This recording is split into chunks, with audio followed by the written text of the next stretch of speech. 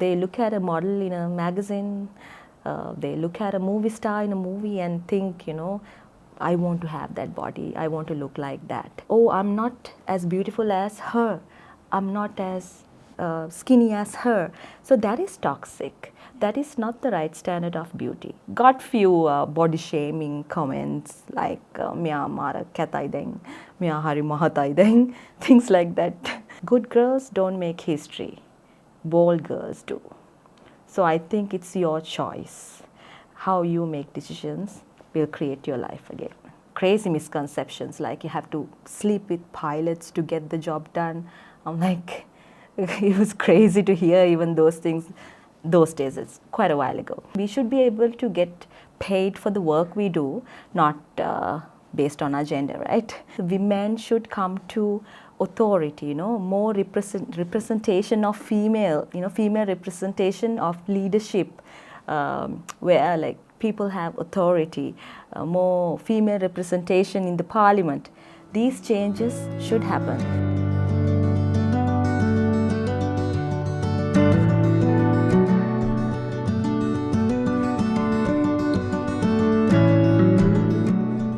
Welcome to Her Pulse, the show where we delve into the inspiring journeys of women, breaking barriers and shaping their own narratives. Today we have a remarkable guest who has transitioned from being a cabin crew member to a beauty advisor and now a prominent content creator. We all know her from her popular YouTube channel, Pink Room. Mrs. Shashini Sirivardhana, welcome to the program. Thank you so much for having me. Okay, let's start like this. You have had a diverse career, transitioning from being a cabin crew member to a beauty advisor and now a content creator. How have you navigated the challenges of these different roles, especially with the social norms that are particularly related to women? Absolutely. So that transitioning period from a cabin crew to a beauty advisor and then to a content creator, it did not happen overnight. When I made that decision to leave my job, I was actually at the peak of my career. So a lot of people, my friends, were telling me, don't leave, don't lose this job. And especially considering the financial independence. It's very important. A girl must have financial independence. But at that time, my goal was to actually settle down at one place and have a family of my own, have a baby. So I did that. I did not care about what others told me. So I did it happily, wholeheartedly, and with zero regrets. So then later on, I was actually ready to again probably redesign and reshape my life again. So at that time, I started exploring other roles, careers, such as I was a PR consultant for some time. Then I was a grooming instructor. I am still now. I do part-time work as a grooming instructor. And then I did 2 songs, and it didn't really work out at all. And what else? I got qualified myself as a beautician and a hairdresser, which it was my passion. And while doing all that, I got this crazy idea to actually start up a YouTube channel for the benefit of the young girls in Sri Lanka. That was back then, YouTube was not very popular here in Sri Lanka. So my idea was not taken seriously. A lot of people used to tell me, it didn't take me seriously. They were telling me, nobody gonna watch your videos. It's just gonna be a waste of time. There was a person who told me, you can't earn from YouTube. She was a popular YouTuber at that time and up to now. So a lot of ridiculous things I heard, but I did it anyway. And eventually I accumulated a very, a very decent set of crowd, a community, very well educated community around me. And I was very lucky, some of my videos managed to reach the trending list in Sri Lanka at that time. So it was wonderful. I just want to say that, we should not have this mentality of, women, we always have to break the norms to be successful, to be able to be successful or be independent or what do you call, to be strong. It's just the choices you make, the decisions you take, create your life. Anyhow, now you have a YouTube channel. Now you are a beauty advisor. How do you use your platform, especially when it comes to beauty side? There are rigid beauty standards, right? Yeah. We all know those standards, but women face different types of pressures when they try to conform into these ideals. How do you use your platform to challenge or redefine these beauty standards? It's a really good question, actually. Unfortunately, a lot of girls nowadays, they look into these very unrealistic beauty standards. They look at a model in a magazine, they look at a movie star in a movie and think, I want to have that body, I want to look like that. The moment, I don't see, there's nothing wrong in it, you can get inspired. But the moment you put so much pressure on yourself, you start feeling like, oh, I'm not as beautiful as her, I'm not as skinny as her. So that is toxic. That is not the right standard of beauty. Especially here in Sri Lanka, I think a lot of people want their skin light, they want a lighter skin, yeah. So that mindset, I think that must have come from a colonial past, I guess. But the toxic part about it is like that created sort of like a mindset that whenever we see a dark skinned girl, or me, if I'm dark skinned, I feel like I'm not as beautiful as a lighter skin. So that is again toxic and creating that wrong standard of beauty. So through my channel, I have done various videos trying to create awareness on this topic, especially. Also, I've done videos with no makeup, just to show that you can be comfortable in your own skin and your flaws. And especially, I do not promote whitening products on my channel, and especially on every video, I try to impose this message that beauty is not what you see from outside. It's definitely what's within yourself. You are unique. Why do you need to be someone else, right? Just be the best version of yourself, whatever that may be. Just be the best version of yourself.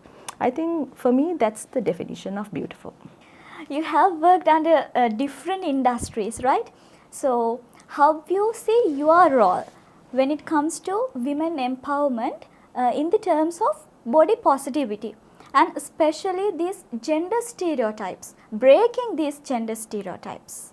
Yes, as in the industries that I used to work for, they required a certain way, a certain look from me, especially like I can never put on weight. I always have to have clear skin, things like that. But after I gave birth to my child, I put on about 89 kg and I put on so much weight. But I was very jovious at that time and I didn't care about that. I showed up to work, I did videos, but people had problems. I got few body shaming comments like "Mya mara katai deng, mya hari mahatai deng," things like that. But luckily majority of people supported and they were actually inspired the way I carried myself during that period, and they also helped me in terms of my weight losing journey as well. They were there to support me as well. So in terms of body positivity, I think we should just accept humans, as as it is. Why do we care about what type of bodies, the type of the shape of the body, color of the body, the gender, the possibilities, people, abilities? Why dividing? We all should have that mentality, the mindset. Actually, body positivity is sort of a movement that in the world which we created. I mean, long time back, it was created just to support all type of people. So the people can accept themselves for who they actually are. their achievements, their goals, their looks, their failures, their flaws, everything. So by this, I think a lot of people should understand the fact that skin whitening, changing your skin color. You do a lot of things nowadays. People do weird things to your skin, in order to be someone else. So I think it's very important for us to create this awareness, like be beautiful for who you are, uniquely you. Don't try to be someone else. And you also mentioned about gender stereotyping, yeah. So I think it's very common because we are part of South Asia.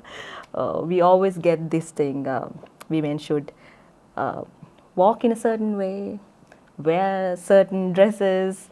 We've been told, how to walk and talk, and girls should not stay up late. This job is not suitable for a girl. Things like that. That is gender stereotyping, yeah. So all I have to say is, one of these interviews of Priyanka Chopra, she said, "Good girls don't make history, bold girls do." So I think it's your choice. How you make decisions will create your life again. Okay, you have been in a cabin crew, so I think you have faced different kinds of gender stereotypes there, right? How did you manage to overcome those stereotypes? Well, to be honest with you, no. I have not personally faced anything such as that. Maybe I must have, but it did not, bothered me or anything. Because, I'm always focused on what my goals are. So whether it is a gender stereotyping or somebody's comment or an obstacle or a social norm, it actually has not affected me at all for me to actually remember it as well. But since you asked this question, stereotyping, a cabin crew job has been stereotyped. There has been a lot of misconceptions about the job long time back, not now. So a lot of people were just saying we were just serving waiters on board and that's about it. And crazy misconceptions like you have to sleep with pilots to get the job done. I'm like, it was crazy to hear even those things those days. It's quite a while ago. But now, since people understand the role of the job, we are not just serving you. We could be your doctor. We could save your life. We have saved lives on board. There has been a lot of incidents like that. We could be a firefighter. We play so many roles, and that job requires a lot of knowledge and a lot of qualities. Then at the moment, it's one of the most highest demanded jobs in the world. It has turned out to be. Recently, there was an interview with Emirates, and I heard about 200,000 applications were there, but they actually selected only 50 people out of that. So imagine the demand to the job. And so we can't really give much. I mean, probably it's my age. After 35, you don't really give so much attention to all that. You just focus on your goal and get the thing done. That's it. You have a beautiful daughter. Thank you. Parenting is not an easy task at all, we all know.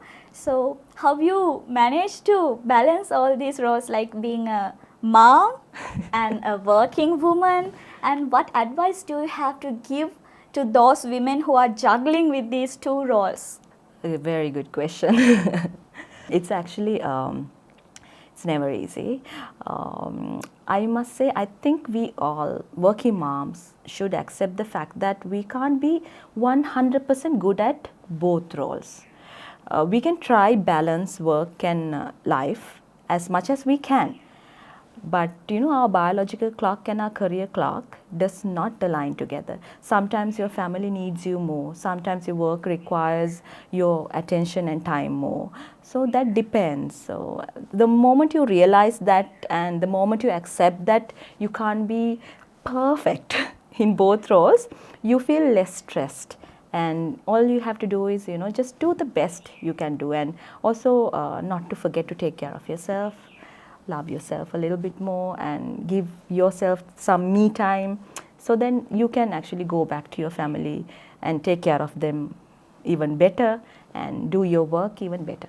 The International Women's Day is on 8th of March, and this year the theme is countering accelerating gender equality through economic empowerment. So in your point of view, how can we actively include in this economic sphere when it comes to women?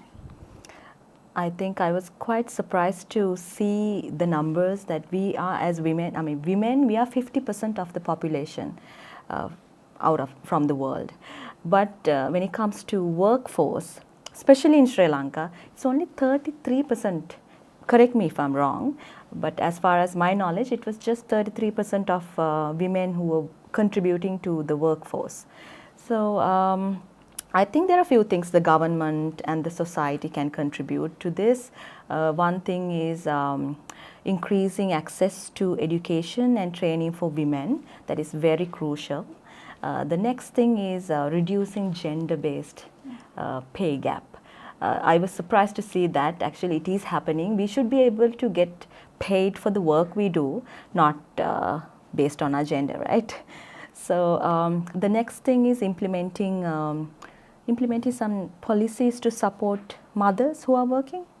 So another thing I wanted to highlight was the government and the society. We should support women-owned businesses. So in order to do all these things, women should come to authority, more representation of female representation of leadership, where like people have authority, more female representation in the parliament. These changes should happen. So I believe if that happens, those women can actually help the rest of the women to, they can mentor and they can support and implement policies to enhance women, participation in economic sphere. Well, thank you so much for joining with us, Mrs. Shashini Siriwardana.